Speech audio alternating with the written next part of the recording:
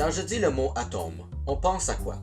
Certains pensent à l'infiniment petit, d'autres à la matière et aux éléments, et d'autres au hockey.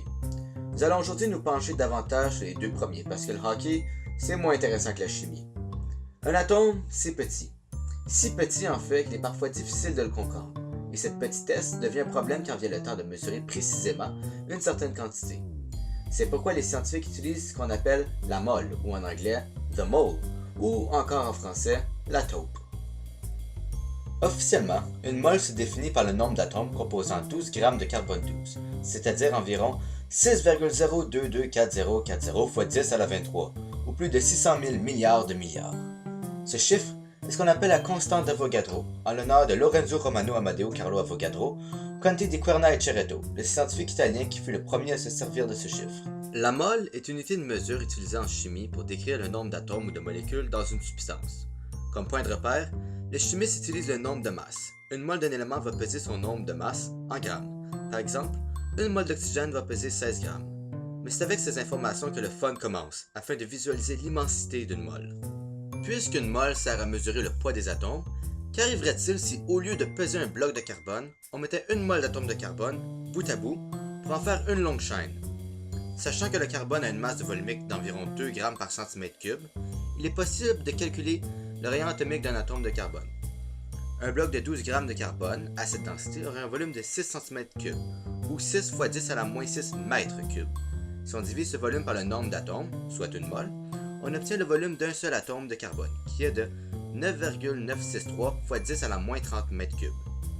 Le volume d'une sphère étant égal à 4 tiers de pi fois son rayon au cube, on procède par élimination pour trouver le rayon atomique d'un atome de carbone en liaison, ce qui donne 1,335 fois 10 à la moins 10. On double ce rayon pour avoir le diamètre, et on multiplie par le nombre d'Avogadro.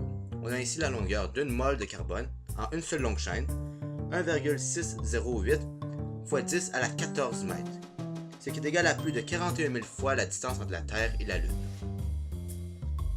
Maintenant, mettons que ça me tente d'écrire une mole de décimale de pi au pouce-mine, et de savoir combien de mines ça me prendrait. J'ai commencé par écrire le lorem ipsum à la main, afin d'utiliser de la mine pour diviser la masse de la mine utilisée par le nombre de lettres dans le texte, soit 991. Puisque j'ai pas de balance précise chez moi, j'ai dû figurer un autre moyen pour trouver la masse de la mine. En soustrayant la longueur de la mine utilisée par la longueur d'une mine normale, puis le multipliant par l'aire du bout, j'obtiens le volume de la mine utilisée, 4,909 fois 10 à la moins 4 cm3. En utilisant sa masse volumique, qui est encore de 2 grammes par centimètre cube, la mine étant du carbone, je trouve la masse, 9,818 fois 10 à la moins 4 grammes. Si on divise la masse de mine utilisée par le nombre de lettres, 991, on obtient 9,907 fois 10 à la moins 7 grammes par lettre, ou grammes par chiffre. Si on écrit une mole de chiffres, cela équivaudrait à 5,966 fois 10 à la 17 grammes de mine utilisée, ou 2,983 fois 10 à la 11 mètres cubes, c'est-à-dire près de 12 millions de piscines olympiques de carbone. En passant, on est loin de trouver la molienne décimale de pi. On est seulement rendu à environ la 2500 milliardième décimale, qui est un 8.